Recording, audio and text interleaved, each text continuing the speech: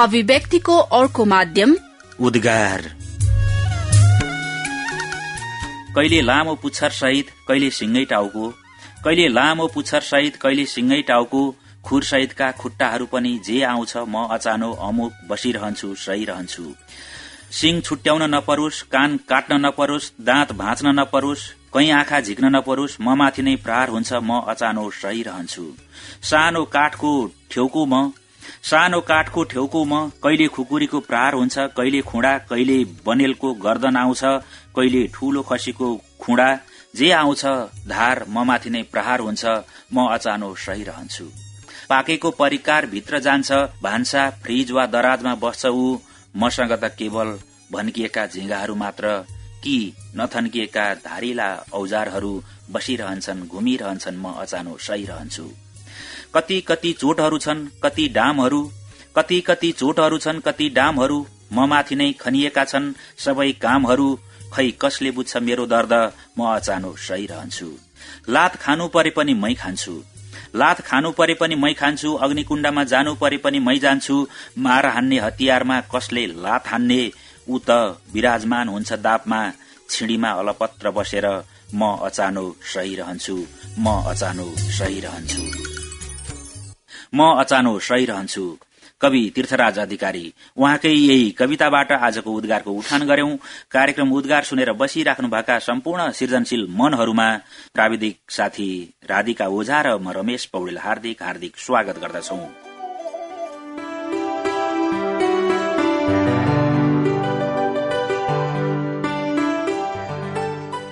अभिव्यक्तिको अर्को माध्यम उद्गार। आजको उद्गारमा कवि हुनुहुन्छ तीर्थराज अधिकारी। उहाँ कविता लेख्नुहुन्छ, गीत लेख्नुहुन्छ, मुक्तक लेख्नुहुन्छ। निकै पहिलेदेखि नै निरन्तर साधनारत स्रष्टा आजको उद्गारमा हुनुहुन्छ। उहाँको घरदेशको रस्ती बस्ती भनेको, उहाँको थाथलो भनेको चन्द्रेश्वर 7 दुरा डाँडा लमजुङ हो। अहिले भने 7 सीमा पारी अमेरिकातिरै बस्नुहुन्छ र एउटा साहित्यिक कोसेली बोकेर आउनुभएको थियो। त्यही कोसेलीको न्यूमा आज उद्गारसित भेट भएको छ। म यहाँलाई हार्दिक स्वागत गर्छु कार्यक्रम उद्गारमा। धन्यवाद। कविता लेख्नुहुन्छ, गीत लेख्नुहुन्छ, मुक्तक लेख्नुहुन्छ। मुक्तकको त अंग्रेजीमा पनि पुस्तक भर्खरै सार्वजनिक गर्नुभएको छ। भर्खरै हजुर, झटारो। हजुर, मैले भने उद्गारको उठान गरे, यो कसको हात हो कविता संग्रहबाट एउटा कविता जस्ताको तस्तै साभार गरे, उठान गरे। यहाँका प्रकाशित कृतिहरूमा चाहिँ जुनकिरी 2053 मा छाप्नुभयो, ऐना 57 मा छाप्नुभयो, 3 लय 13 गीत 2060 सालमा छाप्नुभयो, झटारो मुक्तक संग्रह 70 मा, यो कसको हात हो यो कविता संग्रह पनि 70 मै छाप्नुभयो। झटारोलाई चाहिँ अंग्रेजीमा अनुवाद गर्नुभयो। हो, घरदेश आउँदाखेरि खाली हात त आउनु भएन नि। त्यो झटारोको अंग्रेजी अनुवाद चाहिँ भोजराज नेउपाने एउटा शिक्षाविद हुनुहुन्छ। पहिले चाहिँ गण्डकी आवासीय माध्यमिक विद्यालय पोखराको प्रिन्सिपल पनि हुनुहुन्थ्यो। पछि उहाँ चाहिँ सिटीभिटीमा डाइरेक्टर हुनुभयो। त्यसपछि टीआईटीआई को डाइरेक्टर हुनुहुन्थ्यो। अनि उहाँको विशेष अंग्रेजीको ज्ञान युएसएबाटै अंग्रेजीमा साहित्यमा चाहिँ मास्टर गर्नुभएको। उहाँले चाहिँ अनुवाद गर्छु, यो मलाई त राम्रो लाग्यो, यी मुक्तकहरू कस्तो हुन्छ। उहाँ नेपालमै हुनुहुन्थ्यो त्यो बेलामा, अहिले त अमेरिकै जानुभएको छ। अनि उहाँले चाहिँ यो अनुवाद गरेर दिनुभयो। अनि त्यसपछि नेपाल मुक्तक प्रतिष्ठानको हात पुग्यो। अनि यसलाई त हामी प्रकाशन गर्छौं भनेर जिज्ञासा गरेपछि लेख्न थाल्नु भएको चाहिँ कति सालदेखि हो? म छुटपुट कविताहरू धेरै पहिलेदेखि छाप्थेँ, लेख्थेँ। लेखेर अनि छापिएको बडा खुसी हुन्थे। मैले एकपटक पत्रिकाको रूपमा 2027 सालमा जिरीमा म टिचर थिएँ। त्यो बेलामा झुल्का नामक पत्रिका नै प्रकाशन गरे। त्यो साहित्य पत्रिका थियो र स्कुलको मुखपत्र समेत थियो। र त्यो मेरो प्रकाशित चाहिँ पहिलो। कति सालको कुरा हो यो? 2027 सालमा। 27 सालमा 70 हिउँ त काटिसक्नुभयो? काटे। 2003 सालमा जन्मिए। हजुर, तर त्यो त सर्टिफिकेटको उमेर हो अझ। हजुर, त्योभन्दा पनि अगाडि हो। मेरो खास जन्म चाहिँ 2001 साल भनेपछि 71 वर्ष। 71 यही मुक्ति लाग्यो। 4 दशक अगाडिदेखि निरन्तर साहित्य यात्रामा नै हुनुहुन्छ। वास्तवमा भन्दाखेरि साहित्यिक यात्रा मेरो चाहिँ एक किसिमले भन्यो भने फुर्सदको साथी हो साहित्य। मेरो पेशा अब जीवन निर्वाहको लागि कुनै पेशा गर्नुपर्छ। म सरकारी चाहिँ जागिर खाएँ र लामो समय त्यहाँ जागिरमै रहेँ र पेन्सन निवृत्त भरण लिने गर्छु। त्यो बेलामा म जुन जिल्लामा जहाँ रहेँ त्यो बेलामा त्यहाँ चाहिँ एउटा साहित्यिक संस्था गठन गर्ने मेरो पहल पनि भयो। म आफैको अध्यक्षतामा त होइन, तर मेरो पहल हो। त्यो 2-3 ठाउँ 4 ठाउँमा चाहिँ सुरुवात चाहिँ जिरीबाट गरेको छु मैले। अनि त्यसपछि जागिरमा आएपछि मैले चाहिँ नवलपरासीमा हुँदाखेरि नवलपरासी साहित्य समाजको गठन भयो। अनि वीरगंजमा हुँदाखेरि वीरगंज प्रभात काव्य यात्रा त्यहाँ सुरु भयो। धादिङमा हुँदाखेरि धादिङ साहित्य समाज, पोखरामा गीताञ्जली मेरै प्रयासबाट, त्यसको म संरक्षक पनि हो। अनि विभिन्न साहित्य संस्थाहरूमा म चाहिँ सल्लाहकार, कुनै ठाउँमा सल्लाहकार छु, कुनै ठाउँमा संरक्षक पनि छु। कार्य समितिमा कुनै अब अहिले अब उमेरले गर्दाखेरि कार्य समितिमा बसेर एकदम सक्रिय रूपले चाहिँ काम गर्ने अवसर पनि मलाई मिलेको छैन। यो कसको हात हो? यही कविता कृतिभित्रबाट सुरुमा भने एउटा कविता सुनाउँदा। मैले जुनकिरी नामको एउटा कविता अलि पहिले नवलपरासीमा हुँदाखेरि लेखेको। त्यो यो चाहिँ महिलावादी कविता हो। महिलाहरूलाई चाहिँ अलिकति प्रोत्साहन दिने किसिमले एउटा महिला पत्रिका निक्लिन्थ्यो, त्यो पत्रिकामा चाहिँ मलाई एउटा कविता दिनु भनेको हुनाले त्यहाँ प्रकाशन गर्नको लागि लेखेको। मेरो यो संग्रहमा पनि यसलाई समावेश गरेको छु। म सलाईको काटी त होइन, म सलाईको काटी त होइन, एकपटक बलेपछि सकिने म त उन्ने जुनकिरी पो हुँ, जहाँ पुग्यो हुँ बलि दिन्छु। आँखामा मोती छ मेरो, हेर्नेलाई चकितै पार्ने, दिलैमा ज्योति छ मेरो, रजनीलाई चिरेर फार्ने, म सलाईको काटी त होइन। म तारा बने कि होइन, एकै ठाउँमा बसेर चम्कने। म तारा बने कि होइन, एकै ठाउँमा बसेर चम्कने, म त्यस्ती चन्द्रमा होइन, रात दिनै चाँदनी ओढ्ने, म त उन्ने जुनकिरी पो हुँ, जहाँ पुग्यो हुँ बलि दिन्छु। अँध्यारोमा हिँड्ने पथिकहरूको लागि म सहारा बनिदिन्छु। बाज जस्तो क्रूर पन्छीको म आहारा पनि बनिदिन्छु। म दिनमै पनि बलिरहेकी हुन्छु, जिज्ञासा राख्नेहरूको लागि म बतासभरि उडिदिन्छु। हुरी चलेको बेलामा पनि ठोकिएर पोखिए पनि फेरि बलिदिन्छु। म सलाईको काँटी त होइन। चिलको जस्तो पखेटा भएको भए म युरोप र अमेरिकाको भ्रमण गर्ने थिएँ। प्रशान्त महासागरको माथि माथि बेलुन जस्तै धोक्को पुर्याएर उड्ने थिएँ। फू गरेर म निप्दै निप्दिन, म सलाईको काँटी त होइन, म त उन्ने जुनकिरी पो हुँ, जहाँ पुग्यो हुँ बलि दिन्छु। नारीहरूलाई जागरण गराएको। कति सालमा लेख्नुभयो कविता? यो मेरो 2051-52 को नवलपरासीमा त्यहाँको कोलेनेका हाकिम थिएँ म। त्यो बेलामा त्यो साहित्य समाजको गठन थियो। त्यस्तै साहित्यिक उहरू गरेर एउटा चाहिँ पाली नन्दनमती पत्रिका पनि हामीले मिलन केन्द्र कर्म अफिसर्स क्लबबाट निकालेका थियौं। कति कर्मचारीहरू विभिन्न जिल्लामा सरुवा भएर पुग्नुहुन्छ, उहाँहरू जागिरै मात्रै खानुहुन्छ, तर जागिरको साथसाथै अक्षरको खेती गर्नेहरू चाहिँ बढी हेलमेल हुन्छन् नि समाजसित। मलाई अब यति कोटिहाल्नु हो, मेरो यो चाहिँ नि साहित्य मेरो तेस्रो बाटो हो। म पहिले सामाजिक सेवामा थिएँ। सामाजिक सेवा भन्दा विद्यार्थीको विभिन्न स्कुलदेखिको हाई स्कुलदेखिको कलेज स्तरसम्म पनि म विद्यार्थीहरूको सभापतित्व गरेँ। हाई स्कुलमा पनि सभापति भएँ, इन्टर कलेजहरू पनि सभापति भएँ। अनि डिग्री विद्यार्थी राजनीति गरेँ। म 2018 सालमा 16-17 वर्षको हुँदाखेरि नै मलाई 6 महिना जेल गरेका छन्। यो पञ्चायत कालमा पञ्चायत पनि सुरु भएको थिएन 18 साल भनेपछि त पञ्चायत 19 सालबाट सुरु भयो। त्यो बेलामा अब साथीहरूलाई यो 6 महिना जेल बस्नु। कारण चाहिँ के थियो? कारण चाहिँ त्यो भरतपुर काण्डका साथीहरूलाई चाहिँ सहयोग गर्यो भनेर। भरतपुर काण्ड सायद रमेशजीले याद गर्नुहुन्न। त्यो बेलामा इतिहास पढ्ने कुरा त हो नि, उहिलेको हामी नजन्मिँदैको कुरा हो त्यो। अब कांग्रेस गभर्मेन्टले अपदस्थ गरेपछि अनि त्यो अब प्रवासमा बसेर अथवा भित्र पनि एजुटेसनहरू भइरहन्थ्यो। अनि त्यसको प्रतिरूप चाहिँ नै अब गभर्मेन्टलाई ढाल्नको लागि भरतपुरमा कब्जा गरेको थियो। प्रजातान्त्रिक आन्दोलनमा पहिलेदेखि नै सक्रिय हुनुहुन्थ्यो। अब म जानेर नजानेर बुझेर हो कि होइन, तर मलाई चाहिँ नै अभियोग लगाए। आखिर के हो भनेदेखि त्यसमा आबद्ध साथीहरू अथवा मेरा अग्रजहरूलाई कुनै कुनै रूपले सहयोग पुर्यायो भनेर मलाई पढ्नै बिथालिदिए। भनेपछि त्यतिखेरका साथीहरू त मन्त्री पनि भइसक्नु भयो होला।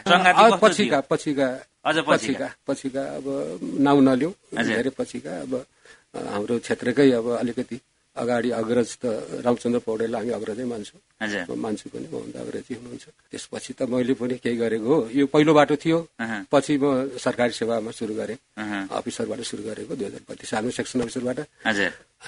त्यसपछि धेरै म ठूलो पदमा जान सकिनँ किन म यस्तै एउटै लाग्थेँ के गर्थेँ पढाइ पनि मेरो त्यस्तै के अरे संघर्षको पढाइ हो मास्टर डिग्री पनि संघर्ष रूपमा प्राइभेट रूपमा पढेँ तर लेख्ने हो त गरि नै राख्थ्यो कलम नै चलि नै राख्थ्यो त्यसबाट रिटायर भएपछि खानु भए पनि प्रजातान्त्रिक आन्दोलनमा लाग्ने नेताहरूले चाहिँ तीर्थराजजी चाहिँ हाम्रै मान्छे हो भनेर चिन्नुहुन्थ्यो नि त मजाले चिन्नुहुन्छ मजाले चिन्नुहुन्छ हजुर अब अर्को कविता सुनौ हजुर एउटा गीत आयो त मेरो त लमजुङको यो किताबभित्र चाहिँ एउटा गीत छ बिर्सिएको छैन पाउँदी दोबान भोटेको ओडार पश्चिम रंगा सूर्यपाल अनि तान्द्राङ टक्सार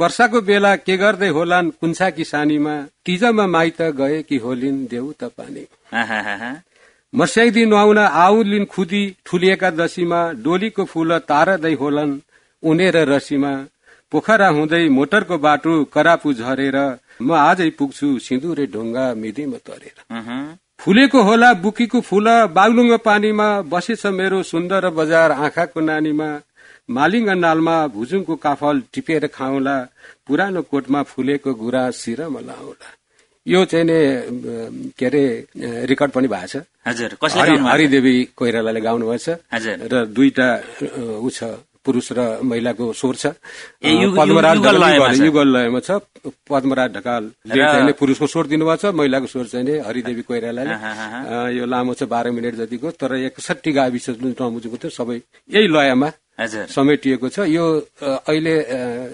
धेरैको मोबाइलमा र युट्युबमा अनि त्यो के अरे नाइचे लमजुङ.com र लमजुङतिर गण्डकी गुन्ने सबै बसहरूमा बज्छ म यहाँलाई पनि टक्राउँछु एउटा अहिले सकिएपछि मसँग छ होला मसँग यहाँ छ होला रेकर्ड सिडी एउटा म टक्राउँछु अहिले भनेपछि अहिले यो गीतमै सुन्यौ बिदा माग्ने बेलामा यही गीत बजाउँला नि त अन्तिममा चाहिँ बिदा माग्दाखेरि चाहिँ यही लोकधुन बजाउँला नि कति सालमा रेकर्ड भएको यो गीत यो के अरे 71मा भर्खरै कविता संग्रहभित्र गीत पनि राख्नु भएको छ कविता संग्रह यो चाहिँ त्यही के छ भनेदेखि एक किसिमले भने मेरा जुनकिरी ऐना जुनकिरी अनि तिनलाई तेरे गीत पाइएन न अब त त्यो मसित विमोचन कपी पनि रहेन अनि तिनीहरूले खोज खन्तर गरेर लाइब्रेरीहरूबाट गरेर त्यसलाई पनि समावेश गरेको यो चाहिँ मैले 2056 सालमा लेखेको 2056 सालमा लमजुङको दुरा डाँडा भनेपछि त एउटा लोक साहित्यको खानी नै हो नि लमजुङ क्षेत्र भनेको त लोक फाँकीमा त निकै अगाडि हो नि अब खजेदुरा पनि त्यहीँका हुनु खजेदुरा पनि त्यहीँका हुनु भेडीखाडी साइलो पनि त्यहीँ ठाडो भाकाको प्रचलित ठाडो भाका त अहिले जतासुकै प्रसिद्ध छ गीत चाहिँ गाउनु भएन मैले गीत पनि गाउँछु दोहोरी गीत पनि गाउँछु तर भाका आउँदैन अब कता गीत गाउनुहुन्थ्यो वैशामा के अरे अब माया तिमीलाई बिर्सौँला कापु कि हिउँको हिमाल मर्स्याक दिन नसुकी मेरो माया कापु के रुँदै दाई हालेको पराला झै हुँदै यस्तै हुन् हजुर लयमा चाहिँ कसरी गाउनुहुन्थ्यो कहिले चाहिँ जाल बुनेर हुन्थ्यो हाम्रो पालामा त जाल बुनेर अनि यस्तै त्यो बेलाको चाहिने जस्तो पातै बजाएर पनि गीत त गाउनु भयो नि त दुरा डाँडामा पात पनि बजाए के अरे तिन्दुको पात कलिलो तिन्दुको पात चाहिँ बजाउने हामीहरू अब बाख्रा हेर्दै स्कुल जाँदै त हो त्यतिखेरको दिनलाई अहिले सम्झिँदाखेरि कस्तो लाग्छ रमाइलो अनौठो तर एकदम उत्सुकता आउँछ ती दिनहरू फेरि आउँछन् आउँदैन घुमेर 16 वर्ष उमेर पनि गाउँथ्यौं म ठाडो भाका पनि गाउँछु तर किनभने त्यो भेडीखारीको साइला अथवा मेरो गाउँमा एकजना मामाली बुवा हुनुहुन्थ्यो ठाडो भाका खुब गाउनुहुन्थ्यो भेडीखारीकै साइलालाई त हामीले रेडियो नेपालमै निम्ता गरेर आधा घण्टाको ठाडो भाका नै रेकर्ड गरेका छौं तर मैले चाहिँ के छ भन्दा मेरो त्यो बेलामा अब त्यो परिवारमा जन्मिए म गीत गाएर हिँडेको नाचेर हिँडेको चाहिँ मेरो अनुमति थिएन पारिवारिक अनुमति त्यतिखेर गीत गाएर हिँड्दाखेरि घर परिवारले राम्रो चाहिँ नमानेको हुनाले अहिले को कलाकार भयो भनेर अहिले समाजले सम्मान गर्छ त्यतिखेरको जमाना त्यो थिएन लेखेको गीतहरू पनि लुकाएर राख्थे पछि अब कुनै ती पनि यहाँ समेटिएका छन् भेडीखारीकै साइलाले यही भन्नुभएको थियो घरमा बाआमा सुतिसकेपछि सिरकलाई चाहिँ पट्याएर मान्छे जस्तो बनाएर फेरि अर्को सिरक ओढाएर त्यसरी भागेर हामी रोदी जान्थ्यौं भनेर भन्नुहुन्थ्यो जमाना त त्यही त हो नि भेडीखारीले हामी भन्दा अलिकति सिनियर हो अब चाहिँ के सुनाउनुहुन्छ अब मसँग के छन् त्यसपछिको मुक्तकहरू छन् अब त्यही कुराहरू त्यो पहिलेका मुक्तकहरू अब एउटा पहिलेकै कुराहरूलाई लिएर गर्छु जवानी त्यो जवानीको कुरो ल्याउनु भयो रमेशजीले म त्यो जवानीलाई कोट्याउँछु सुनौ त उल्टो देख्ने पनि जमानी रहेछ उल्टो देख्ने पनि जमानी रहेछ, भिरमा टेक्ने पनि जमानी रहेछ, बल्ल अहिले होस पाइयो बाटो छेक्ने पनि जमानी रहेछ। बल्ल अहिले होस पाइयो बाटो छेक्ने पनि जमानी रहेछ। यो साह्रै सुन्दर जमानीको। हजुर। अनि अब जमानीबाट पारिवारिक जीवनमा वैवाहिक जीवनमा आएपछि के बनिन? कहिले गलाको हार बने, कहिले गलाको हार बने, कहिले मुहारको सिंगार बने, तिम्रो लागि म के मात्र बनिन प्रिय, अहिले आँखाको कसिंगार बने। वाह वाह वाह। सुनाउनु भएको छ नि जानलाई? सुनाएको छु। को प्रकाशिकै हुने हुने यसको त? हजुर हजुर। अंग्रेजीको चाहिँ नेपाल मुक्तक प्रतिष्ठान, नेपालीको चाहिँ उहाँ नै हो। अनि महत्व सुनौ। महत्व चाहिँ अब यो राजनीतितिरको कुरा आयो अलिकति। अब राजनीति साहित्यमा राजनीति हुँदैन भन्दा भन्दै पनि बिपी पनि त साहित्यमा राजनीति गर्नु हुन्छ, मिसिन्छ भने स्वीकार गर्नु हो। कुनै न कुनै रूपबाट आउँछ, रोक्न सकिँदैन। तर म चाहिँ जुन बेला राजनीति गर्छु त्यो बेला म साहित्य बिर्सिन्छु, म साहित्यमा गयो बेला राजनीतिलाई पर राख्छु भन्नुहुन्थ्यो। त्यो तासको अब यो त्यस्तै कुनै न कुनै किसिमले अब अलि पहिले विद्यार्थी उसमा सामाजिक क्षेत्रमा गएको हुनाले आइहाल्छ। फेरि मेरो मास्टर पनि राजनीति शास्त्रमै हो। तासको खेलमा तुरुपको पत्ता, जसको हात पर्यो उसैको महत्ता। म अर्को एउटा मुक्तक दिउँ। सान जुगा उखेल्न सकिन्छ उसको अहिले गढेको छ, जुगा उखेल्न सकिन्छ उसको अहिले गढेको छ, थला परेको बाघमाथि कोही चढेको छ, खुट्टा बाँधेर लडाउन लगाए भनेर हिजो आज उनको खुब सान बढेको छ। गढेको बाघ लडेको, हातमा परेको बाघको जुगा उखेल्न मरेको बाघको जुगा भनेको उखानै छ नि। अब एउटा अलिकति अब अहिले आएर लेखेको एउटा मुक्तक चाहिँ नि यो परिवेश अनुसार, उमेर अनुसार, समय अनुसार बिस्तारै बदलिँदै गएको। बन्धनलाई ज्ञानले काट्छ, बन्धनलाई ज्ञानले काट्छ, सन्देहलाई विज्ञानले काट्छ, मनलाई काट्ने त हजार कुरा छन्, प्रतिष्ठालाई अभिमानले काट्छ। वाह वाह वाह, सुन्दै जाउँ। अब नाटीकुटी हुन्छ नि, पाकेको केरा देख्यो भनेदेखि खायो हुन्छ, बात लाग्दैन भने जस्तै त्यही नाटीकुटीको कुरा एउटा। गोरेर रातमाटे होलान्, गोरेर रातमाटे होलान्, खुब गफ छाटे होलान्, गोरेर रातमाटे होलान्, खुब गफ छाटे होलान्, असाध्य घाँटी खसखसायो मेरै कुरा नकाटे होलान्। वाह वाह वाह, कुरोटे समाजमा घाँटी खसखसायो भने कुरा काटेर हुन्छ भन्ने कुरो हो। त्यहाँदेखि दृष्टता। अब कोही लागे गर्छन् यो राजनीतिक कुराहरू, कसैले चाहिँ नि छोड्दै नछोडेको बेलामा के शक्ति ठोक्दै नछोडे, कुर्सी नछोडेको बेलालाई मेरो आएर अब पात्रकोलाई यहाँ उल्लेख नगरौँ कि पात्र आफै बोल्छ होइन। त्यो बेलामा जुका भए टाँसिन्छ रगत खान्छ, चुका भए टाँसिन्छ रगत खान्छ, तितो पदार्थ लगाए सजिलै जान्छ पाती लगाए। जुका भए टाँसिन्छ रगत खान्छ, तितो पदार्थ लगाए सजिलै जान्छ, लौ न यो त के टाँसियो के नभनेको मान्छ नधोएर जान्छ। वाह वाह वाह।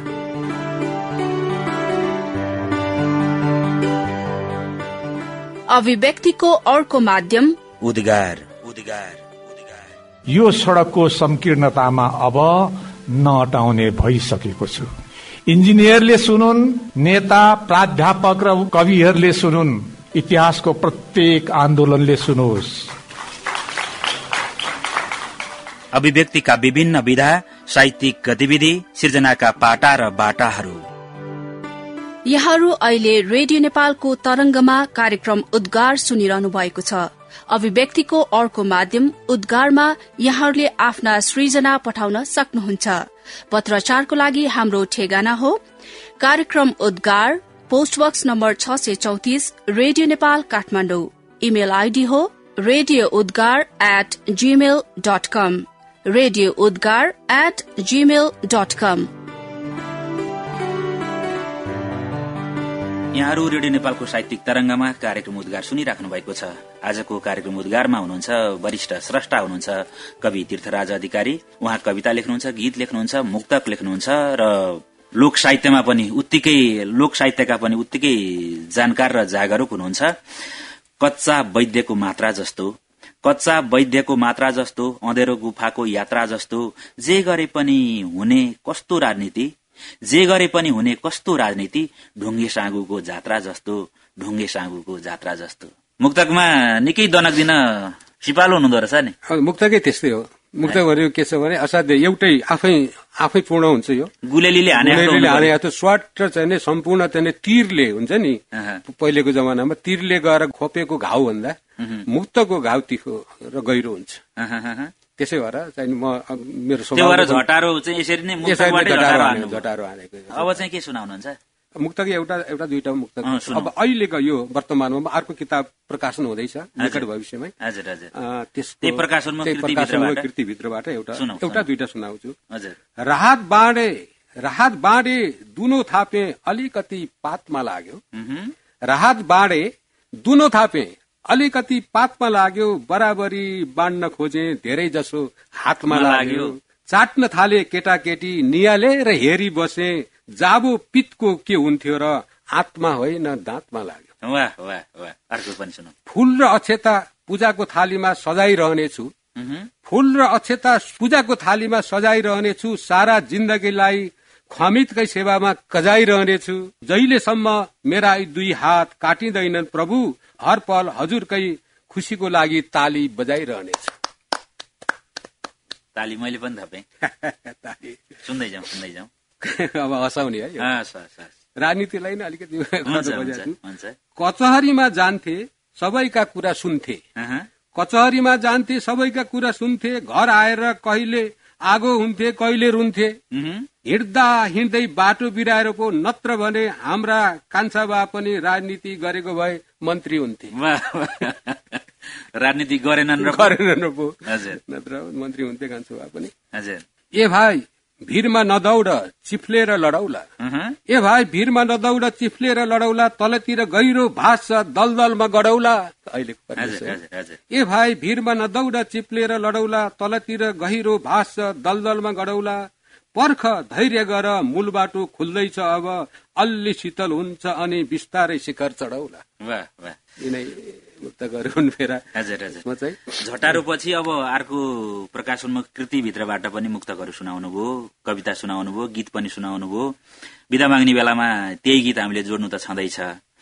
यस्तो रमाइलो मान्छे अमेरिका भाषिनु भएको छ। अमेरिका कतिका लागि रहर होला, कतिका लागि कहर होला, तर मैले चाहिँ भाषिनु भएकै भने। उहाँ यस्ता यहाँ जस्तै दामाली त उहाँ त भेट्नुहुन्न। कसरी कटाउनुहुन्छ दिन? मलाई त्यो समस्याहरू छैन, किनभने मेरो सबै परिवारै उही छन्। 4वटा केटाकेटी हुन्। 4वटा केटाकेटीहरू नाति नातिना छन्। 2टा नातिहरूले त अहिले बीएससी गर्दैछन्। ती मध्येमा 6वटा उही जन्मिएका हुन्। 4वटा केटाकेटी, 3टा छोरी 1टा छोरा। तिनीहरू नेपालमै ग्रेजुएट भएर उहाँ मास्टर गर्न गएका हुन्। अधिकांश ती मध्येमा डक्टर इन्जिनियर हुन्। उनीहरूलाई सरकारी जागिर थियो। इन्जिनियर डक्टरहरूले पनि उहाँ गएर एमडी गरे, त्यही हस्पिटलमा काम गर्छन्। इन्जिनियरहरूले पनि त्यही गएर मास्टर गरे, त्यही गर्छन्। ज्वाइँहरू छोरी दिएका 2टा ज्वाइँहरू, एउटा टेलिकम्युनिकेसन इन्जिनियर हो, यहाँकै 9 तहमा हुनुहुन्थ्यो, यहीँको। उहाँ गएर पनि AT&T भन्नेमा काम गर्नुहुन्छ। अर्कोले एनिमल साइन्समा PhD गर्नु। सानको जिन्दगी बिताइराख्नु भएको छ मजाले। त्यो आवरको हिसाबमा होइन, हुन त त्यहाँ तलब आवरमै दिन्छ, तर संस्थागत जागिर खानुहुन्छ सबैले। सबैले खान्छन्। मलाई पनि केही प्रब्लम छैन। साहित्यिक भेटघाट त हुँदैन त्यसो भए यहाँको? हुन्छ। मलाई चाहिँ त्यहाँ हिस्टनमा पनि बोलाएर होइन सम्मान पनि पाएँ मैले। त्यहाँ भेट भइरहेको छ। जे भए पनि त्यहाँ हुने नेपाली मनहरूले तीर्थराज अधिकारी अग्रज स्रष्टा हुनुहुन्छ भनेर सम्मान इज्जत त दिन्छन् नि। अब अलिअलि चिन्न थालेका छन्। पहिले त्यति साह्रै पहिला जागिरमै व्यस्त हुनुभयो, समाजसेवातिरै लाग्नुभयो। त्यसो भएको हुनाले चाहिँ साहित्यिक भेटघाट बहुतै कम हुन्थ्यो त्यो समारोह। त्यसमा त्यो चाहिँ समूहमा म अलिकति अपरिचित जस्तै थिएँ। तीर्थराज अधिकारी अरू पनि हुनुहुन्छ होइन, धेरै चाहिँ सक्रिय साहित्यमा चाहिँ राम्रो उत्कृष्ट रचनाकारहरू हुनुहुन्छ। उहाँहरूको मलाई लेखेको भने पनि उहाँकोहरूकै होला भन्ने। अब यो लौजुङको यादमा चाहिँ पनि गीत मैले लेखेको हो। मैले नै त्यो गएर घर के डाँडा सबै ठाउँमा त्यो अहिले भिजुअल भयो भने तपाईँले हेर्नुहुन्छ, म दिन्छु। त्यसलाई चाहिँ बजाएपछि दृश्यमा पनि छायाङ्कन भएको छ। छायाङ्कन छ एकदम। त्यो चाहिँ नि अब म चाहिँ नि अब धेरै महिनौ दिन लाएर ठाउँमा पुगेर त्यसको चाहिँ त्यो क्याप्चर गरेको छु। शब्दहरूले जहाँ टेकिएका छन् ती ठाउँहरू शब्द बोलेको ठाउँमा दृश्यमा देखिएको। जस्तो के अरे, म आज पुग्छु सिँदुरे ढुङ्गा मिदिमे तरेर भन्दाखेरि मिदिम नै तरिरहेको म र मेरो श्रीमती तरिराखेकै सिन छ र अब सिँदुरे ढुङ्गा पनि देखि नै रहेछ। श्रोता, आजको उद्गारमा रहनुभयो वरिष्ठ स्रष्टा तीर्थराज अधिकारी। उहाँ लमजुङे स्रष्टा भनेर हामीले सीमित गर्न सक्दैनौं। उहाँ घरदेश परदेश जतासुकै परिचित हुनुहुन्छ। समयको कुरा उहाँ साक्षीमा पारी अमेरिकादेखि आउँदा साहित्यिक कोसेली बोकेर आउनुभएको थियो र न कार्यक्रम उद्गारमा भेट भयो। लमजुङको यादमा उहाँले लेख्नुभएको गीत हामीले पुछारमा छोड्नु त छँदैछ। घरदेश परदेश जतासुकै आज कवि तीर्थराज अधिकारीलाई सुनिराख्नु भएको छ। अहिले बिदा माग्ने बेलामा चाहिँ के भन्नुहुन्छ? अब संसारभरिका नेपाली मनहरूले आज यहाँलाई सुन्नुभएको छ, के भन्नुहुन्छ अब बिदा माग्ने बेलामा? अब यो चाहिँ मलाई यो अवसर जुटाइदिएकोमा रेडियो नेपाललाई आफ्नो आभार मुरी धन्यवाद। योभन्दा अगाडि रेडियो आउनुभएको थियो थिएन? यो पहिलो पटक हो। जिन्दगीमै पहिलो पटक हो? जिन्दगीमै पहिलो रेडियोमा अरू किसिमले भेटघाट यता यसको लागि त आथे होला। कविको रूपमा स्टुडियोमा आएर बोल्नुमा थिएन? यो मेरो पहिलो पटक हो। यसलाई चाहिँ हामी पनि सुखद संयोग मान्छौं। यसको लागि धेरै धेरै धन्यवाद। विशेष गरेर रमेश पौडेलज्यूलाई प्रति म धेरै आभारी छु। यो संयोग जुटाइदिनु भयो र श्रोताहरूलाई मेरा यही नै हुन्। कस्तो लाग्छ किनभने पहुँच र प्रभाव, साहित्यको पहुँच र प्रभाव दुईटा पछि हुन्। पहुँच त पुग्छ, म अहिले रेडियोमा बोले हजुर ओठा पुग्यो, तर यसको प्रभाव के पर्यो त्यसको चाहिँ कस्तो असर सोझै प्रतिक्रिया पनि त लिन सक्नुहुन्छ नि त। अहिले त सामाजिक सञ्जालहरू छन्।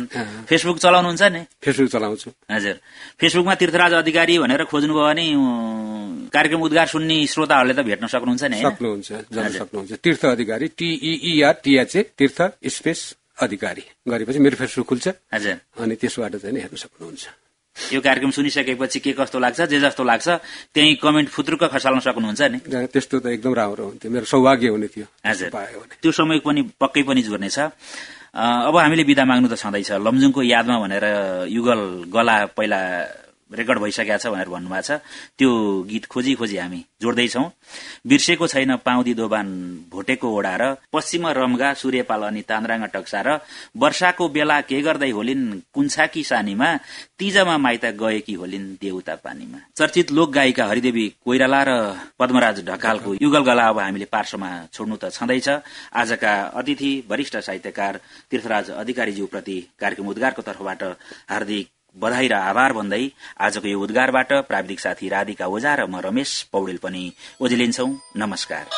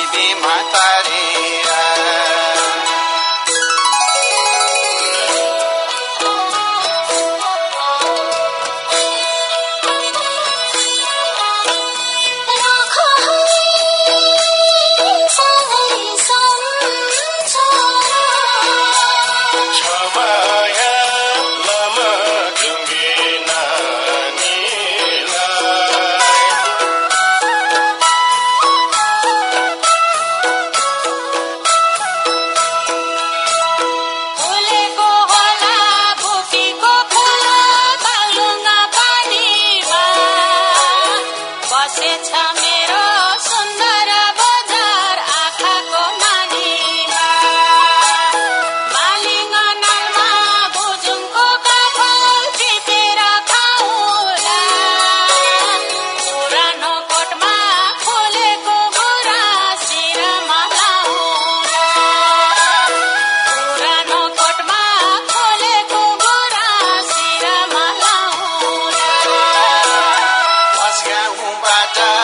धरेको खोजे मधेस जानलाई किलोनी दिदी पोखरा आए पेन्सन लानलाई मान्छौका माथि परेवा डाँडा क्या राम्रो हाडेटा तारको मोटर उदयपुर पुग्यो काटेर सिउनी